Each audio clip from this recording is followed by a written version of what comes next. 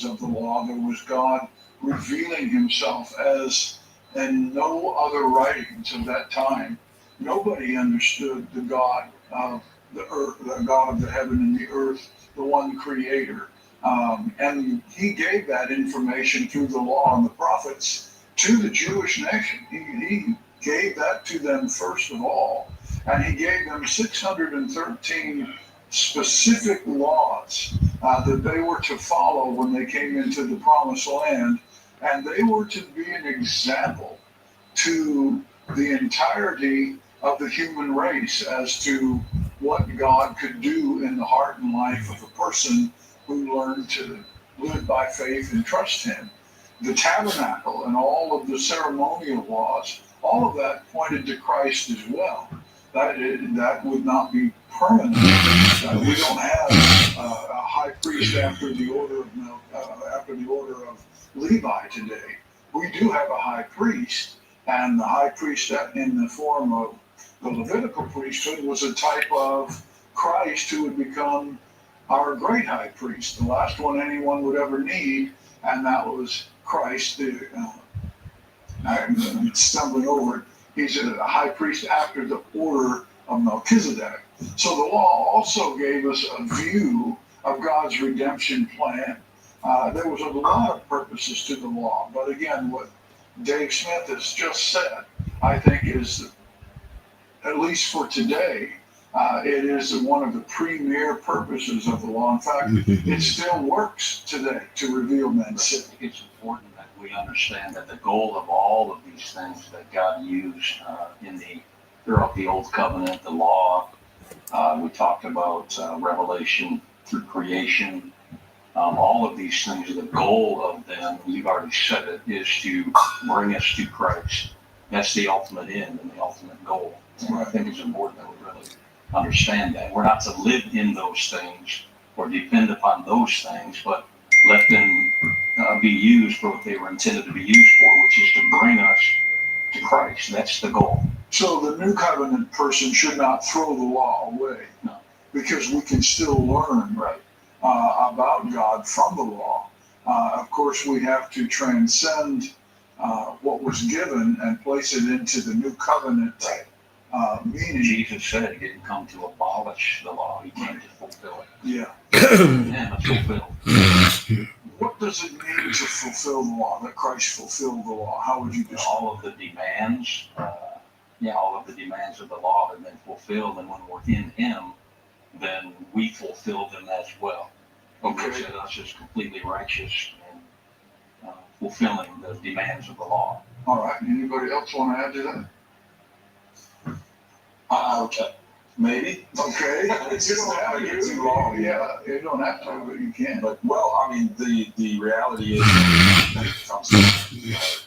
Romans 8 tells us, I'll read it, because when it comes to its utilization in the Christian life, Paul would say in chapter 8 and verse 4 that the righteousness of the law might be fulfilled in us who walk not after the flesh, but after the Spirit. And so there is he doesn't say fulfilled by us, I remember one commentator saying, but it's fulfilled in us. And I thought that was telling. But it's only as we walk after the Spirit. And so the true law keepers, I think, in both practice and in as far as our salvation, we don't have any of the demands of the law to get to heaven. We don't try to keep it through that, but Christ has kept it for us. But in the sense that the character of God's law is formed on the inside of the Christian, in us, not by us. It's what everything God intended in the law. He says the righteousness of the law, but he said no, the righteous character of God that was reflected in the law is now going to be reflected in the heart of the believer as they don't walk after the flesh, but walk in the Spirit. So I'm getting ahead of this. Thank you. Well, no, We cannot address walking after the Spirit, but we're not there yet. Favor. that's the goal. That is the goal. And the other thing, and the reason why I asked the question, when we talk about Christ fulfilling the law, it's true. Let it jump He together. lived under the law the entire Bring time nylon. that he Which one am I? existed. I'm He then took the Commandments This and one. nailed them to That his is- cross. And that allows Why are you us to rushing be that? free from Because you know that is a that thing inside. responsibility to the law.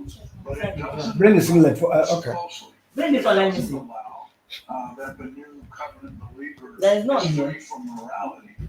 They are tied instead of to the law of Moses, but to Christ. They are bound in Christ. And So you're not Christ drinking came and 3-1 anyhow. for instance, Matthew 5, 6, and 7. Once this one the finishes, to attitudes, stop. the different Not so question happen. aspects of the truth. Where he said, This can sweet him. What is sweeting is the down you are touching. It was not sweet at all. The down and the down you see. Highest potential. We bring it to it. Jesus taught that we in the kingdom now were responsible for the true spiritual meaning of the law. God's nature has never changed. Yeah, his nature has never So you changed. see both. You'll see his character revealed before the law, during the law, and after the law. Welcome to the Wisdom for Living podcast with Dr. Shego Tremendous Oshinaga. May the Lord use this moment.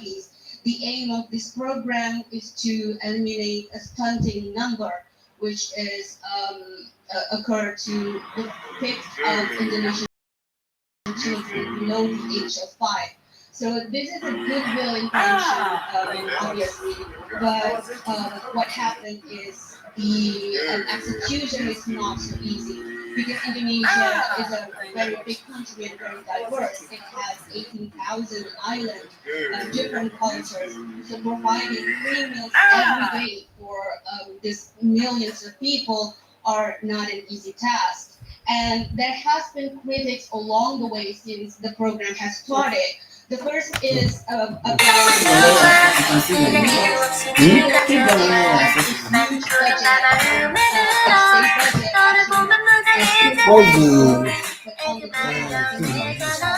it's only worth less than $1 for each of the menu.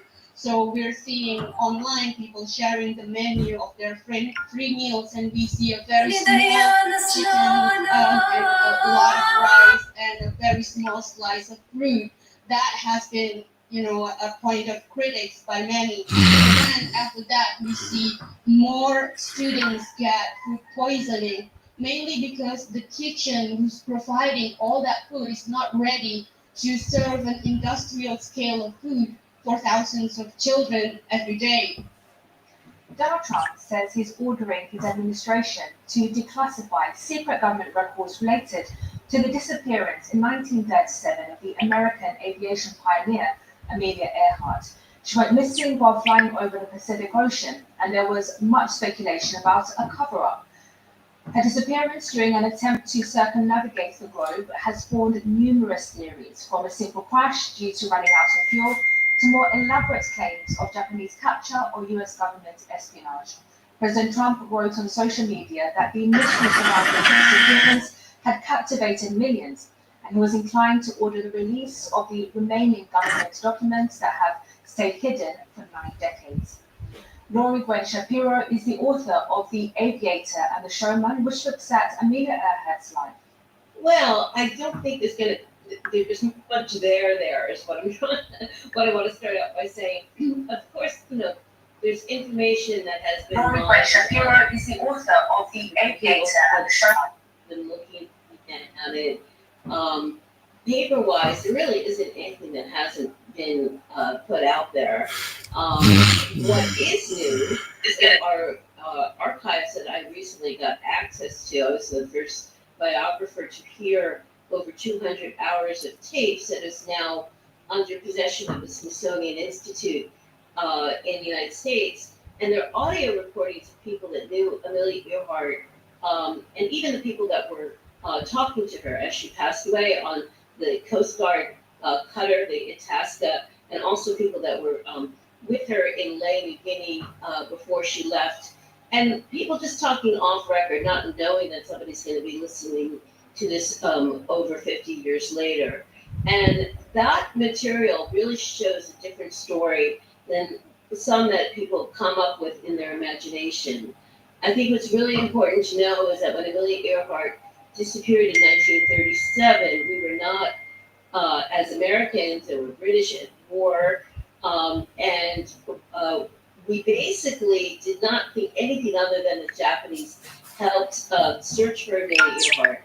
But her death becomes much more valuable in 1941 with the attack on the United States on Pearl Harbor.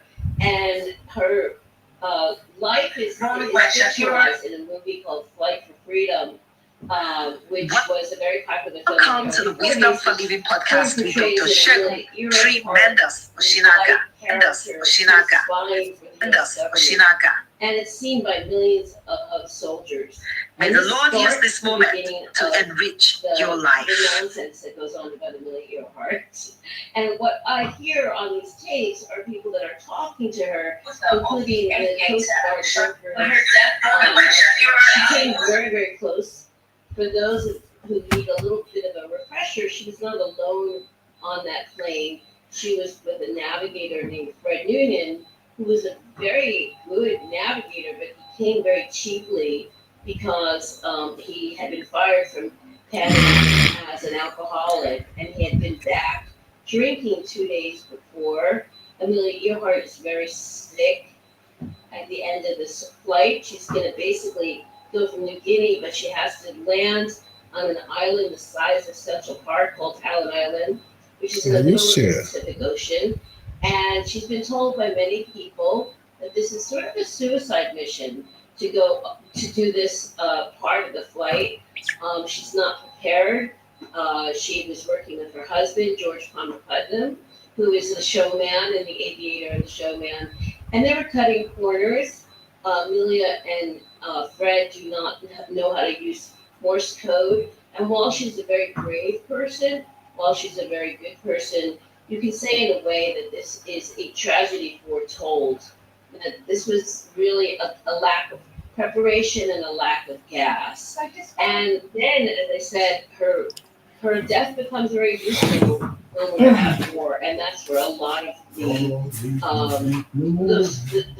mystery of Amelia Earhart's disappearance begins. But there's really not that much of a mystery in 1937. You're watching BBC News with me, Catherine Garahanga. Stay with us. I'll be back shortly with all the latest global headlines.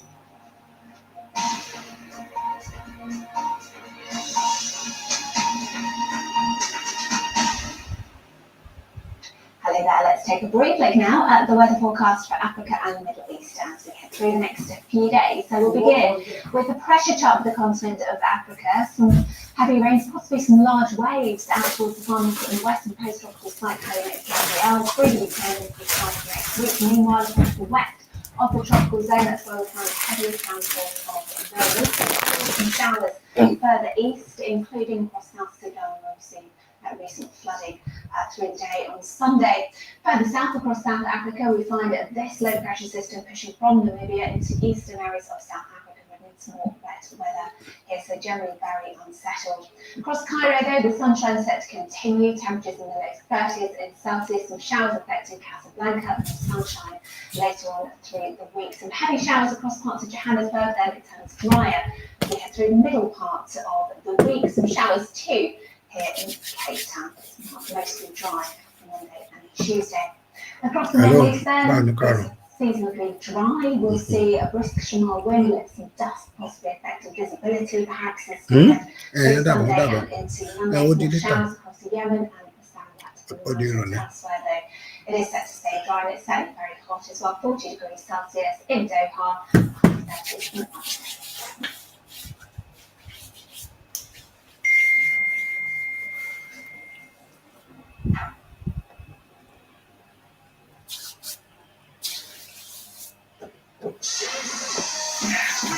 Supermarkets, it's Shisa Summer. Get assorted 850-gram Parmalat chips for only 129 rands 99 each. And Smart Shoppers get 6 by 100-gram Parmalat low-fat dairy snack, any two for only 36 rand. Shisa Summer. Supermarkets only ASAP. In case I really see the whole story, I'm about to interview an AI clone of myself. Hello, Miss Peters. Shall we begin? Who's interviewing who? Do you know what this is? A phantom technique. When I first home, it unlocked that first door, and all the doors after. Like buying a house from my mom. Do you know how that feels? I cannot feel. When you can't truly see, it's our stories must be lived, not labeled.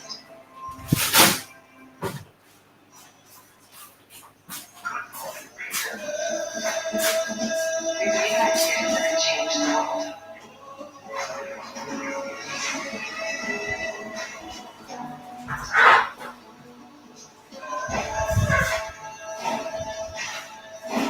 We are for every dreamer, creator, striver, and believer.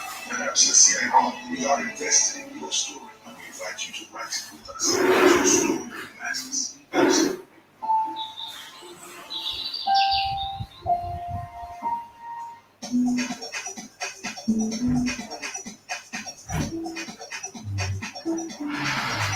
Where are you?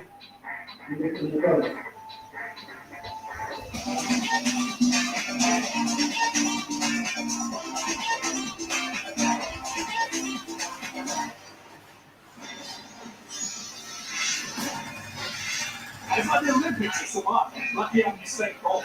Everybody will bend their knee to their king. I need assurances. Once you get what you want, she'll be safe. I want the truth. Every day is an opportunity to change your life. We all have our good days and our bad days.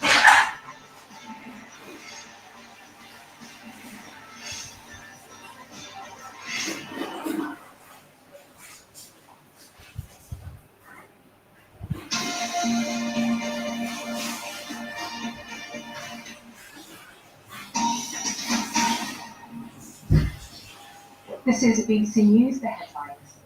Benjamin Netanyahu has called the recognition of a Palestinian state a mark of shame in a combative speech at the UN General Assembly. Dozens of diplomats staged a walkout during the speech, leaving large parts of the hall empty. Elon Musk is named in the latest files relating to the disgraced financier Jeffrey Epstein. The tech billionaire was apparently invited to his private island in 2018, but as all said, he declined. The Indonesian government apologizes after hundreds of children fall ill from eating preschool lunches. It's the latest in a string of mass food poisoning events linked to the president's multi-billion-dollar nutritious meals program. And Donald Trump orders the release of government records related to the disappearance of the aviation pioneer Amelia Earhart.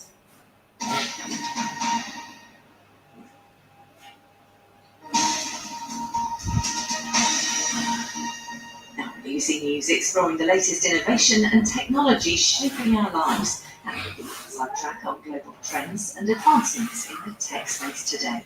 From AI and robotics to health, climate, transport and gaming. Tech Now. A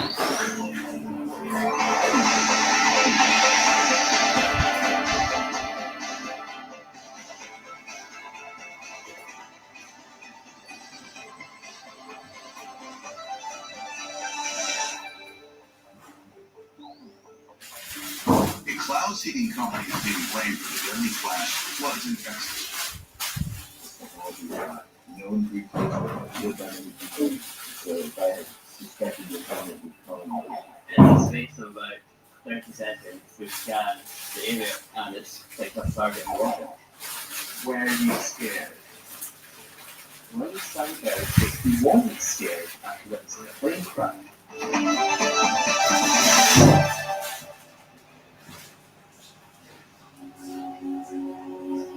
We are following breaking news for you at this moment. There's been massive flooding in Kerr County, Texas. On the 4th of July, months of rain fell in just a few hours, Swelling the level of the Guadalupe River 26 feet. more than 130 people were killed, including children.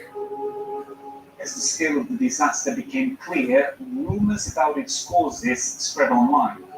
The Texas floodings were not natural. Is it possible they made it rain in Texas, and 2 days later the state flooded? Coincidence? I don't think so. Many users claim the heavy rain was the work of a weather modification company in California, Rainmaker. We had to hire because of press. The internet doesn't have very practical material in-person threats. And he's so much for that. So what was it about this company that fueled the social media frenzy? That's what I've been finding out. It was a tech startup that specializes in cloud seeding. My company makes it rain and snow more. We fly drones in the clouds that disperse material that make them precipitate either rain or snow more than they otherwise would have. And the reason why we're doing that is to make water abundant. And that's right. In the US, cloud seeding has been around for decades. He then scatters dry ice particles that act as a catalyst. But Rainmaker is trying to upgrade how it's done by using drones and radars. Augustus is optimistic about their potential. The ability to bring to bear in the world more sci-fi piece of technology that can help progress humanity towards like a more abundant future, that is very exciting. But not everyone shares that enthusiasm. In fact, a US government report from last year says it's hard to know how well cloud seeding works because there isn't enough research. There is even debate in the scientific literature whether cloud seeding even does much of anything at all. In fact, it is difficult in some cases to distinguish the effect of cloud seeding statistically. I don't want this Zero. thing to be done outside. Local water authorities in I don't want South this thing to Texas be put hired outside. Rainmaker to seed clouds for Collins County on the 2nd of July. Can? Public documents tell us as much. 2 days later, clouds swept through Kerr County. All of Texas all together. When the news broke, Rainmaker. I don't want you to The put cloud outside. seeding company is being blamed for the And deadly then let's see how flash can floods in put up at the Texas. back. Rainmaker Technology Corporation. Go in there and ask them. They were out doing this the day before, and it had absolutely no effect on this level of rain. This technology is not known to exist or understood by many, suspected that something would come inevitably. Politicians and lots of people alike were calling for my arrest Where's your brownie scotch? Is it there? worse for having cloud seeding in the It's in the car. It needs repair. suggesting that was the way. You can't wait. As these allegations spread online, Augustus Okay, gave fix it first. his message. So I'll be able to Nothing to do with floods. stop by in area 1 to do it. Prevent any sort of smear Is on it your the strike? document, and there's no sort of deal. How do we know Rainmaker was not to blame for the flood? They say the technology isn't there. We don't have physically the ability to exert direct control on the path or intensity of storms in any form, anywhere in the world, Where's in the... any case. The technology not only does not exist, Tell her to bring me now. it's unclear what would, even theoretically, what would be required. Then what happened on the 2nd of July, the day Rainmaker seeded clouds? This is About the field from public records. jump to At conclusion. 1 p.m., How much Rainmaker wearing? flew an airplane over Collins County. That's over 100 miles away from where floods were later happen. In that flight, 2 clouds were seeded with silver iron. That's the main chemical used in cloud seeding. After a few hours, these 2 clouds dissipated, meaning by the 4th of July, they were long gone.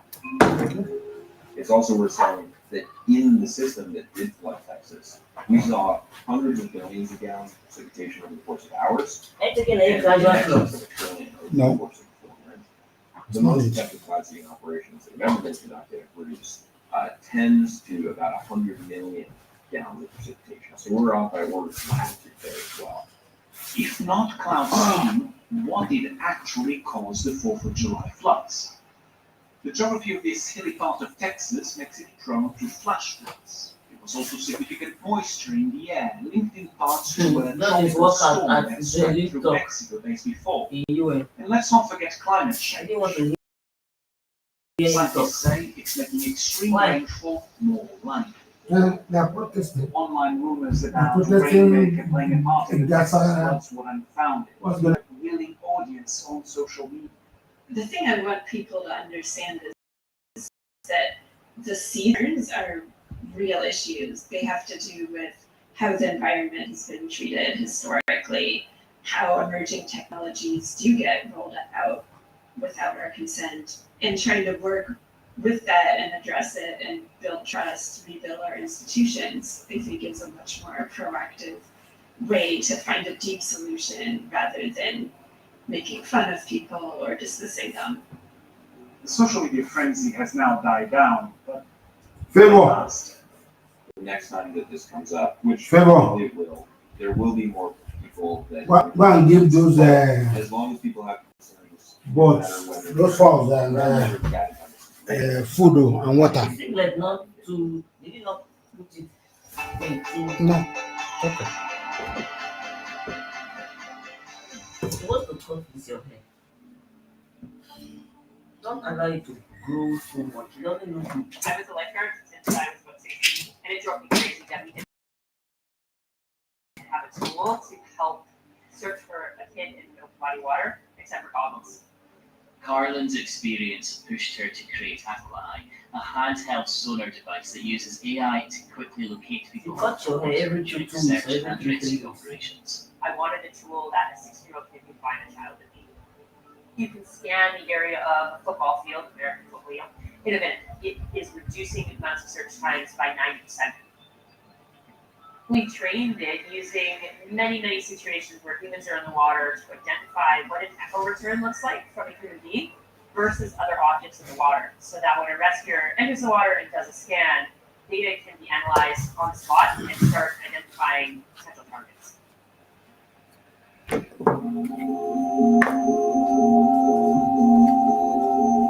The device is now being used when disasters struck around the world, including recently when serious flooding hit the American state of Texas. You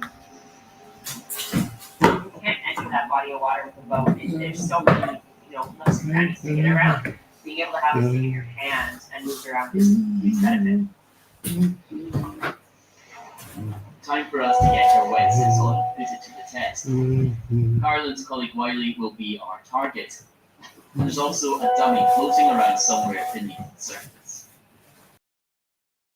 Holding whatever hand's comfortable, the other guy has to be kind of facing, hold the trigger, and then as you rotate left to right, you're gonna start seeing that feedback bar, that black area fill up. As you go too fast, there will be a gap in that. I'm getting some gaps. That's okay, you can go back and capture them. And then when you're done your scan, you simply let go of the trigger, and then it will analyze the results. So there we are, in the space of about 30 seconds, we've scanned the area from that wall to that wall, and it's picked up a target in the water. That right there is Wiley, who's out in the water. So if I put the device back in the water and I turn until the cursor is going right through him, this is the direction I would need to swim and go capture him, and he's about 15 meters away. You can now go over there, dive down, and check to see if it's what you're looking for. Exactly.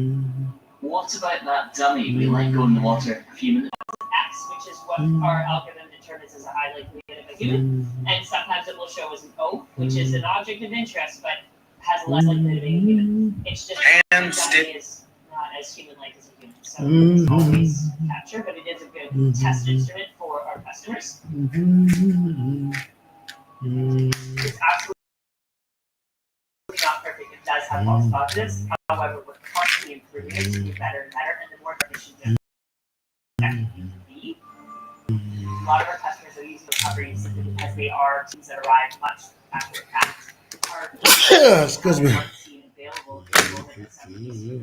Where the device has been used to recover a body, what difference does that make to the families of friends or those that have been involved in the rescue? Why you keeping We've it had tight so now? many stories, incredibly difficult stories. I'm back on one tomorrow. We've made a Coming back massive today? difference that they've had. Tomorrow morning. They've been able to How find do you loved know? ones and bring them home. Are you sleeping over? We It looks like so, because when I'm meeting Bishop Med, I can't leave early. We're vastly reducing So- the amount of time that they're in those risk zones and therefore saving their lives as well. But not every search and rescue team has an AquaEye device. What's stopping people There you go. from having it in their kit bag? One is There awareness, you so go. a lot of them still don't know about it, and I think a lot of it is budget too, which is Where why are we're you? trying to get more and more awareness out there. Because it takes us I wanted to follow him to West Ministry on Sunday, and I'm back in the afternoon. Developing tech that gets used in water is always going to be fluid and challenging. There's other contexts in water that currents, and that's always going to impact the accuracy. As technology develops, so too will these devices. That means Yeah, something you is sleep. different. Well, I think like where I slept last time, in the person's house. Mm. So you drive and follow that person in night. No. I'll leave my car at Transcorp. You're not trying to do We have to be able to rely on our partner, and AGL provides that reliability. AGL has been instrumental in the success story of Ross Diagnostics in Morocco. Their willingness to co-invest in building the right solution that meets our global quality standards separates it from competition. AGL consistently shipped orders and received treatments on time with professionalism.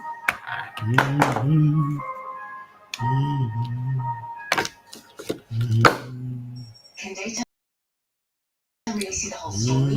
I'm about to interview myself. Hello, Miss Peters. Shall we begin? Who's interviewing who?